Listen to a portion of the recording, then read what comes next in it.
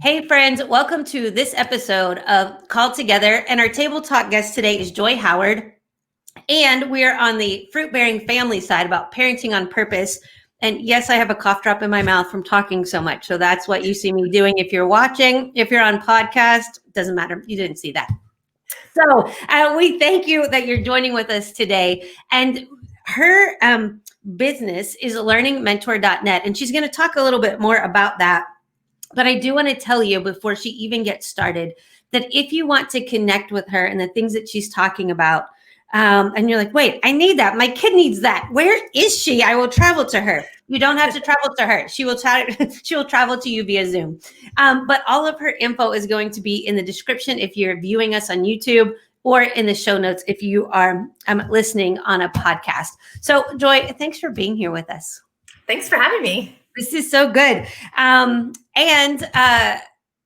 My mind just went to where you're at. So she's in Waco, Texas. Okay. And for all of you Magnolia fans, I'm just letting you know that's her little corner of the world. So especially us women, we're like, I actually needed to know that. Like, this is very key information. The guys listening are like, seriously, that's like a squirrel moment. Yes, it is. Yes, it is. Absolutely. So I'm going to put her website up on the bottom of the screen. So Joy, tell us about what you do and how you help families that are, doing the homeschooling gig. Yeah, so I do learning mentoring two different ways. I help students to learn, and I mentor them primarily through math. But I have done some families where I do all of their homeschooling for them, or a large chunk of that and all the subjects.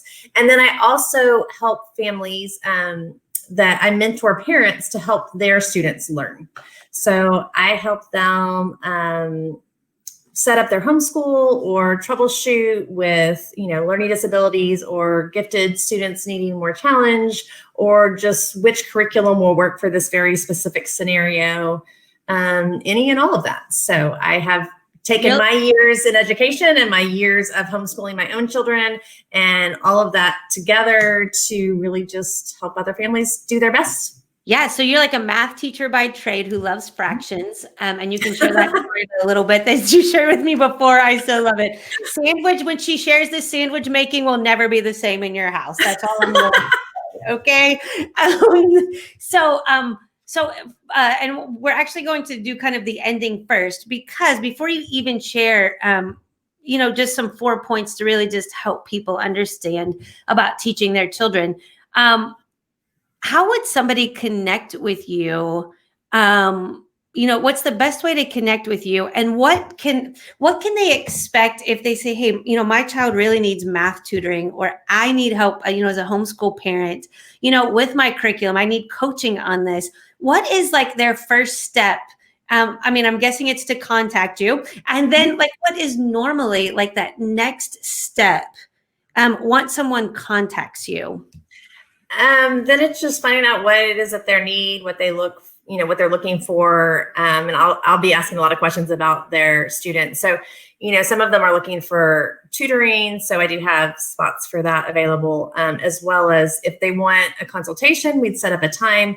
And then I send them a questionnaire to get their brains working. I've been told sometimes just going through the questionnaire has been almost like a therapeutic exercise for the parents, because I have these kinds of things I want to know that they may not have even considered. So, give me your information about what are your goals, what are the weaknesses, and go through those things, and then get that back to me before we have our consultation meeting. And as well as you help them know that not everything is cookie cutter. So even with their kids' personalities and just how they were created and the way that their brain worked, you're able to help them walk through learning styles. Right. Of helping them get the most out of not just, the ABCs and 1, 2, 3s, but really like just in their character. And I know you're going to talk more about that, but that you're able to help them navigate, because I think sometimes people buy into the Kool-Aid that it's one size fits all. Like, here's your curriculum book and everybody should thrive. Right. But we all learn so different. There's no curriculum that's going to be that way. You've got to figure out what's best for your family, for your child, and it's a trial and error. But I can come along and, there's a lot of first year mistakes homeschoolers make. I can come along and at least help you skip those. Yes.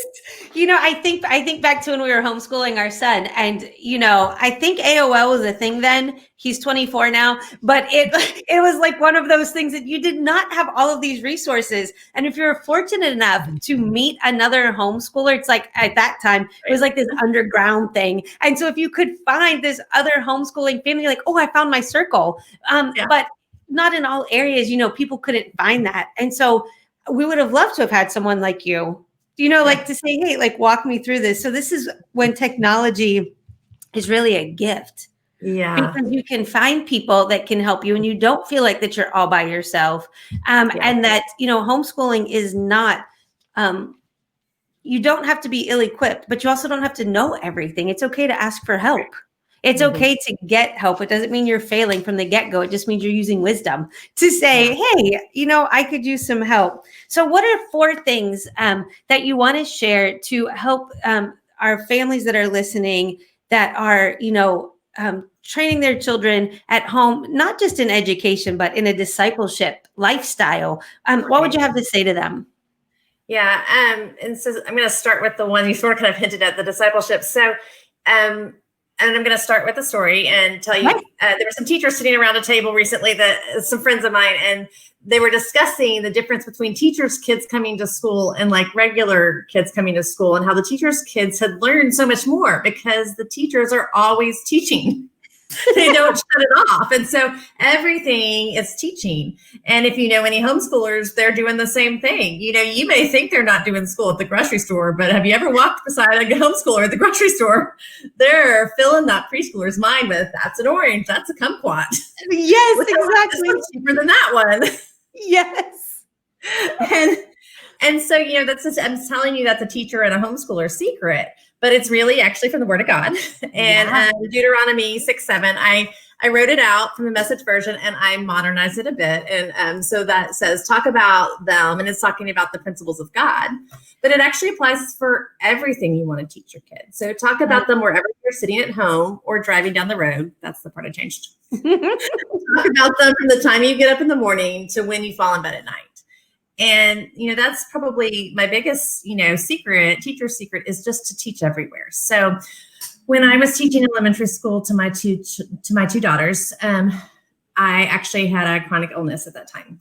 And I don't anymore, praise the Lord. But I had to cut back on what I was teaching and my ideals as an educator, trained in all of these things and everything I wanted to do. I had to cut back, because I needed to be realistic as well. And so I decided that we were going to do what's called unschooling science. So what that means is that you don't formally school it, but you teach it in life. And so we had, Magic School Bus videos. I guess they're on like Netflix now, but and we had, snap circuits and, different science toys. But then everywhere we went, we were sitting at the dining room table and I saw a squirrel. I made sure to point it out and talk about something about the squirrel. What's he doing? What's he got? Oh, that's a nut. What's he going to do with it? And just looking at the whole world and everything you see as a learning experience. And that doing science that way actually sort of trained me to be a really good educator in life. Actually, now my youngest is 15 and I have to try to shut it off because it drives her crazy. She's tired. Not everything's a lesson, Mom. Right? Yes. Sometimes it's just a squirrel. Let it go. Yeah. Well, and I was like, hey, did you see that in the traffic and blah, blah, blah? Because she's learning to drive. And she's like, Mom, okay. I love it. Yes. So, and then another thing that I did as the math teacher, I was like, my kids are going to understand fractions. So what I did, The like story, little bitty. And I was like, do you want your sandwich cut into halves or fourths?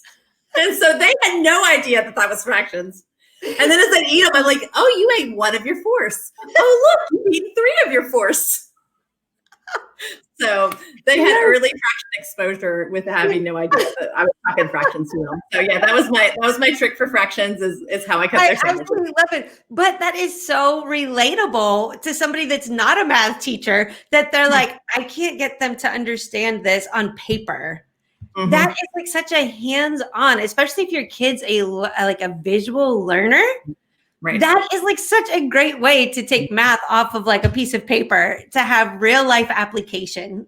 Right. Absolutely. And that's how I teach and how I tutor. I mean, everything. It's decimals. Okay, what would we do if this is money? It's negatives. That's what you owe. It's fractions. It's a pizza.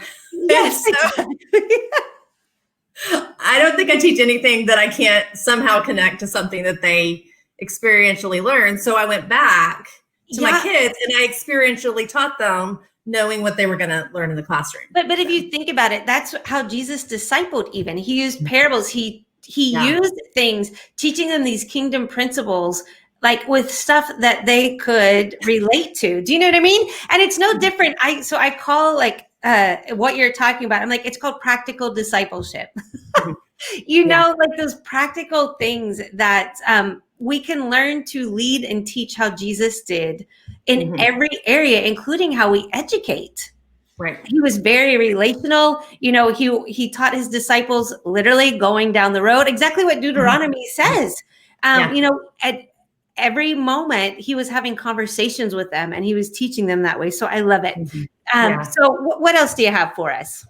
All right. So another thing that I did that I think I did well, I didn't do everything well by any means. I don't have poster children. I'm sorry. I can't show you those.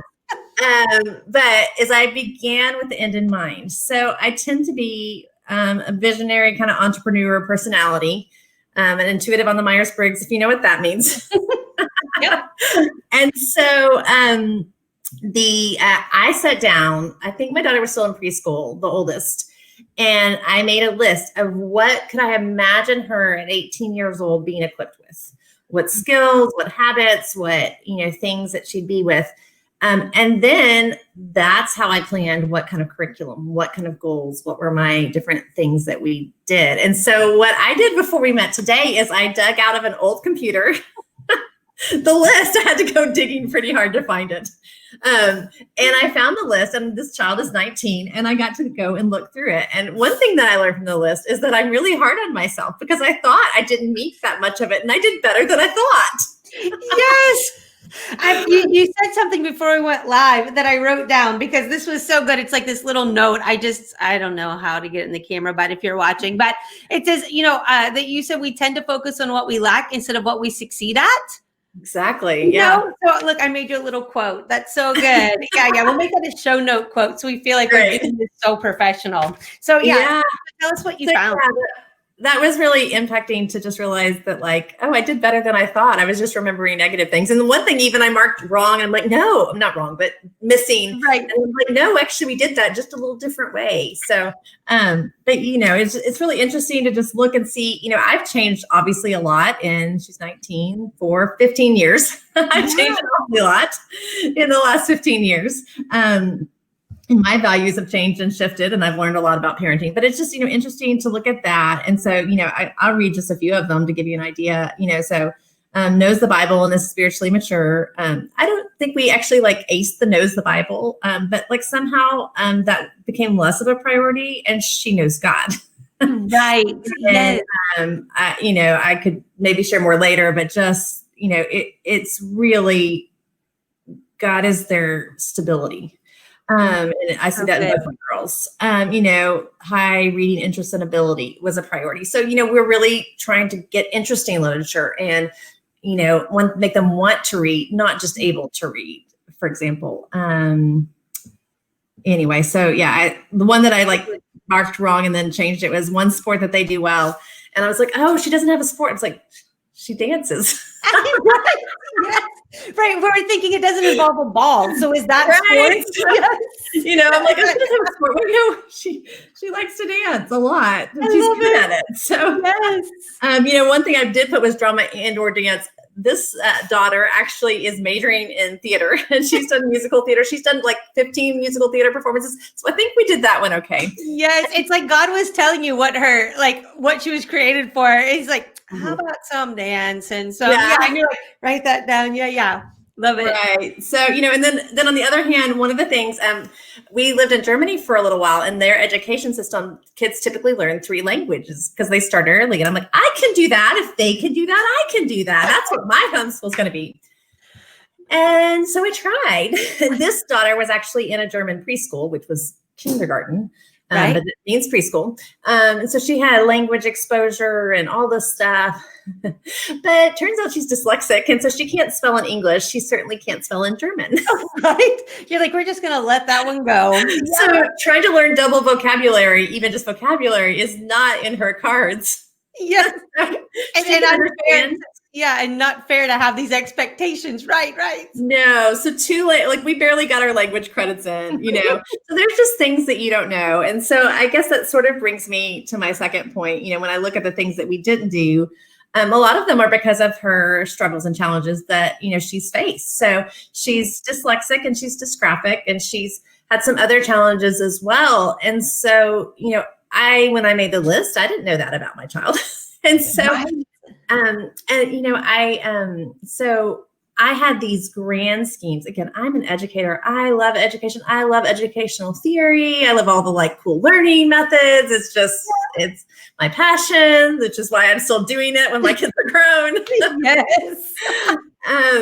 So I had all of these ideals and I was going to make them educationally rich, not money rich, but educationally rich. They're going to start life. They're going to be, going to college on scholarships. They're going to be everything, politically savvy. They're going to be well-read, all the classics. I don't know, just all these, musically. Oh, the homemakers are going to do all the homemaking skills. Not just cooking, crochet and Old school. Right. Yeah. Yeah. So I had all these ideas and they did not all come true. Even though I did pretty good on my list, they didn't all come true. We hit some major storms and life entirely fell apart and we hit crisis. And I just went, God, this isn't what I wanted for my kids. I've invested so much in my kids and their, in giving them a good environment in their education and everything is falling apart. What is this, And I felt him say to my heart so strongly, you prepared to give them all that. But really what you were doing is you were homeschooling and investing in them to prepare them for the storms. So good. And that, just changed my perspective. I wish I'd had that all along, that, my storm was that I'm, turned into a single mother of teens and it was unplanned and I didn't want to be single. And so life fell apart. But I have other friends, their kids have come down with cancer and, people have lost babies and people, just you live a while and you start watching people that have been faithful and hardworking and making good choices and their world falls apart anyway, because storms come to everybody. And so to parent from the perspective that there's storms coming, I want to give them tools and preparation for the storms, not to just come be in some perfect, happy life. Yes. And that was the shift that God needed to bring me to let me be okay with where my life ended up. Yeah. And it was true though, but we fell apart and my kids, don't have all these perfect grades and I can't do the report cards. And some of the math teachers at my daughter's school, I wouldn't necessarily even want to tell them a tutor because they'd recommend somebody to me. The math teacher's kid doesn't do well at math. It's just a thing. I can tutor just about anybody except for my own child. Yes. Yeah. She's a teenager right now. So it's, she's actually, we've hit 15 and we've turned a corner. And this year I'm helping her with her statistics and it's actually working. It's amazing. Yes, I love it. Well, teenagers in general, they are going through such a tough transition themselves. They don't even know where they want help with sometimes. And then I think even as adults, I'm like, oh, we're like that. So I'm always saying I'm my 2-year-old self and my teenage self. Sometimes I'm upset. I don't even know why. And I can't tell you why. And I don't even know what I want. Do you know what I mean? It comes back. We just have days, even as adults. Yes. Yeah. So I don't know why I got off on tutoring my own daughter, but I can't say that their grades are great. But what I can tell you is they know God, they love God, and that we have been able, and this sort of brings me to my third point, the things that matter are values and character and relationship. And that is what has survived our storm and our, everything burned to ashes and what's left. And we're just trying to put life back together. They have good values. They have good character.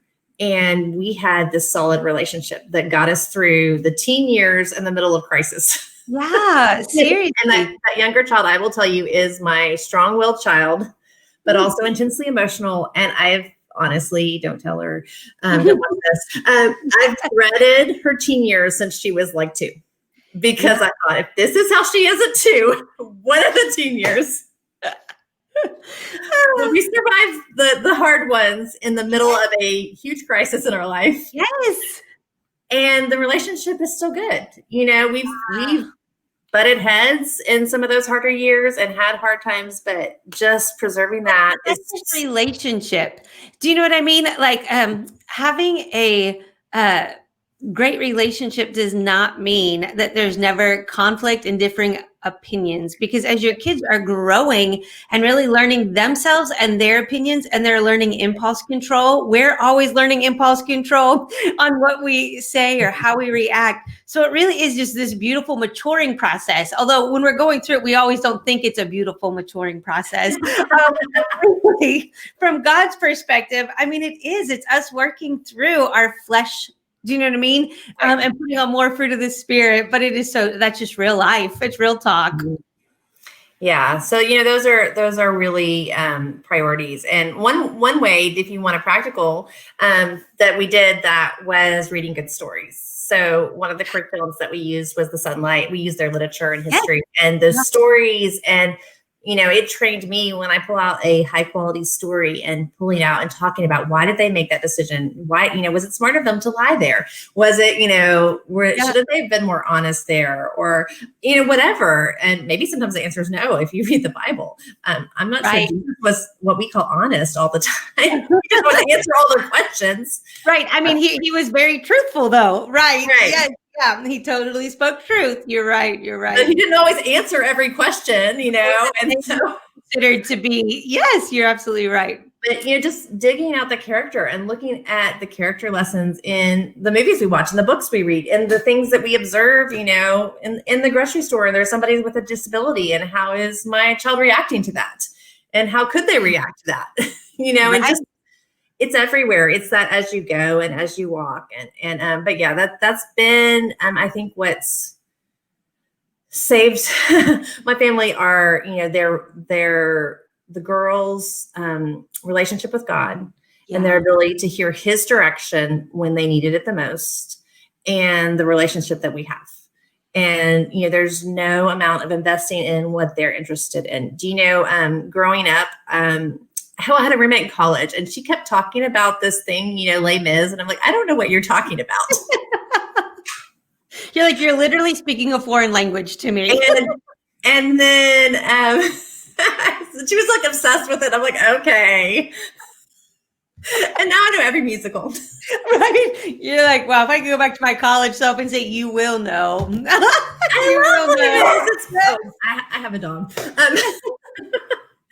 But I love Les Mis now, and, you know, but it's because I had, you know, the youngest one was so into singing and musicals, and one day I mentioned Tamara from Annie, and we had to look it up, and she became, you know, it just yes. And I invested in what they were interested in and got involved with starting a children's theater, and, you know, I found an interest I liked, but it was investing in their interest and their bent and their personality. Yes. And I got blessed by it. Yeah, exactly. You get blessed by it, but it also gives them like this just of what their interests are to learn to grow, not just in that one area, but even their personality. Like it really brings out so much in them. Mm-hmm. Yeah, it is. So anyway, I think that's my main 4 things that I wanted to share, but I can answer questions or expound on anything you want. Yeah. So talk me through what you have found when people, let's just talk math, since you're the math teacher. Let's just talk math. What are some things for parents who are homeschooling their kids, or their kids could even be in traditional school, that math is such a struggle, right? And they think that it's because they are, you know, being defiant, and maybe they are sometimes because they just don't want to do it. That's just human. But what are some things that you would say of, hey, this is actually more than that? They might have an understanding issue that, you know, that they need someone like you to help tutor them, or they need this like if they themselves don't understand what's happening, what advice would you give for them when to reach out? Mm-hmm. I think part of it is when there's a level of they can see you do it, they can see the teacher do it, they can understand it, but they don't have any sense of mastery or understanding with it.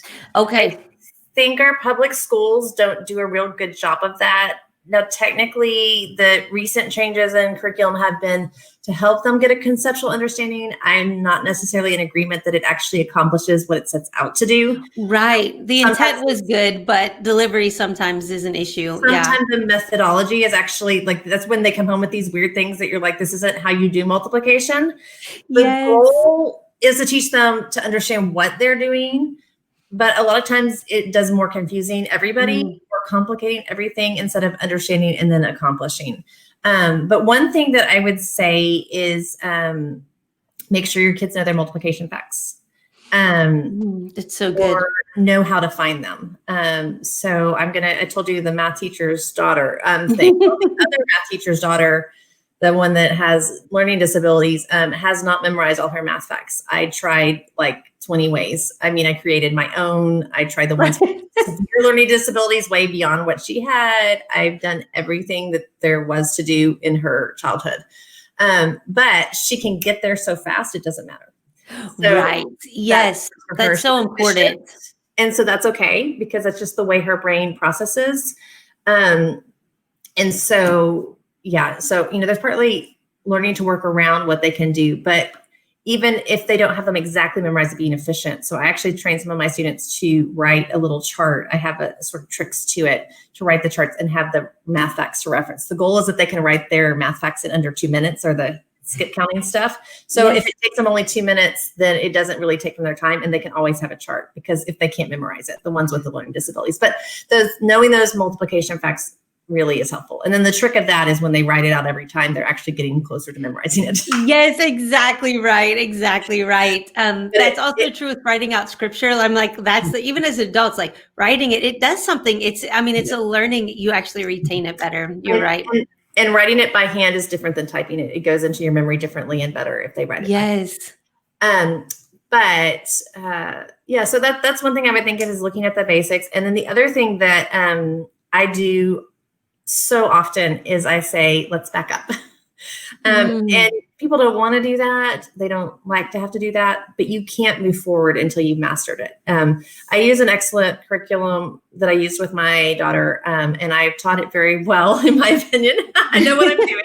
And when we got to algebra, we got about halfway through the book, and I'm like, this isn't working. So I literally made her start the book over. Now, we didn't do all the repetition. We just covered everything again. But when we got back to that point, she moved ahead completely smoothly. And I couldn't tell you what was missing. I just knew she hadn't mastered it. So it's back up and master it. Okay. Get an understanding of it. That's much harder to do in public school. I love working with my homeschoolers because I can put them where they're at. We can just move through it a little faster. I'm always going, I know you're 9th grade, but let's work on 7th grade skills. And that's okay because it's more about not the label of what grade level it is, but that you are moving forward, mastering it and understanding it. Yeah, that's so good. And I'm very emphatic about that because the class that I teach at the community college here is developmental math. It's remedial. So I'm teaching Algebra 1 skills to people that have pre-calculus on their high school transcripts. So it drives me a little bit crazy that when we reviewed it, they still don't understand it. So I've never understood this. You've never mastered this. And this is Algebra 1. So you shouldn't have gone on.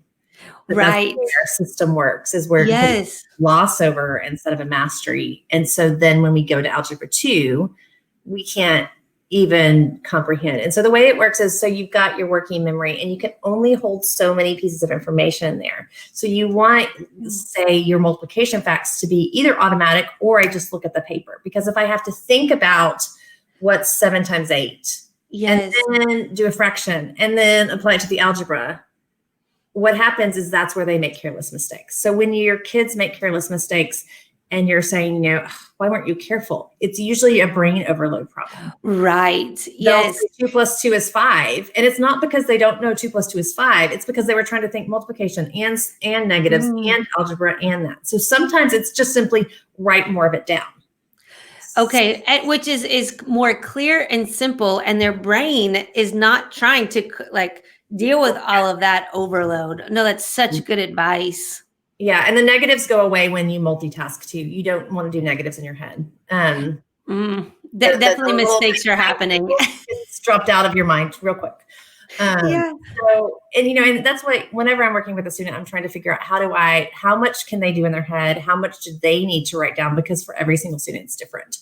How many can I teach them a shortcut, or does that confuse them more? And so it's just finding that just right place, the most efficient, quick, don't write everything down, but write down enough. And so finding what they need. And then another thing that I do with, when I homeschool is I would highly encourage parents not to mark things like, if they put 5 and the answer's 4, don't write down the 4.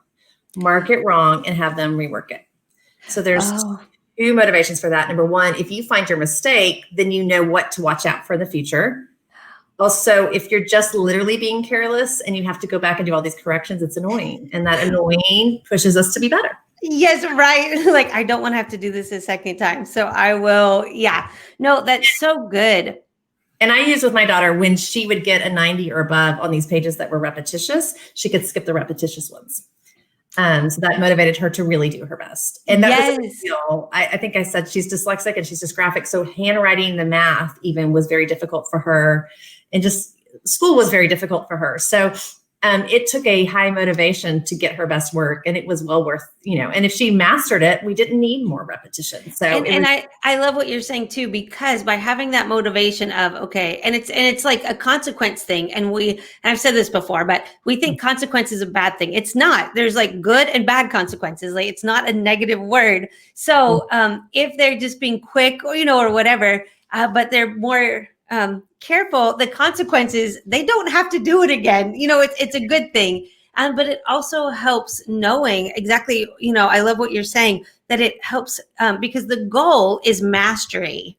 Mm-hmm. And so by doing that little trick that you just said, it helps not to have to deal with that. It's like, live in peace with all men as much as it is with you. And using those teaching methods are like, that's peaceful. Let's move on. Let's get to what we actually want to know, which is the mastery. What do you actually need to know? So I love it. The level of help that a parent might have if they call you and they say, I really need you to, coach me as the parent, and, maybe also with our kids, with just, where they're at, or evaluate them or tutor them. What level would a homeschool family need to be at, like a beginner level, or could they have been in this for 10 years and say, you know what, we're in a new season, because every year is different. Your kids are, transitioning every year. It's like a whole new lifetime of saying, hey, it's okay to reach out for help. What advice, I guess, would you give them on, like, when should they reach out? And it's like a loaded question. Yeah. So, I do have more people that would reach out when they're new, to homeschooling, and they're just, I don't know anything. I need all the help.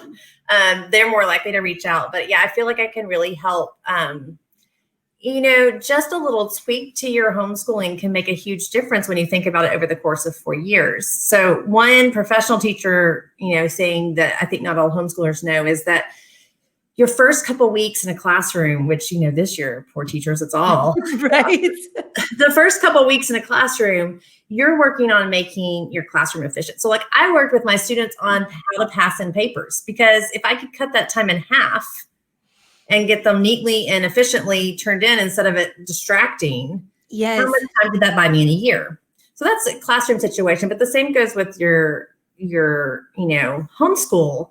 What can you do better and more efficiently? So that's, as an individual parent, that's looking at what can I do to make my homeschool, run better. And if I need to stop, and if we don't get to our math lesson that day, but I insist that we do our best work, or I don't take, this or that habit.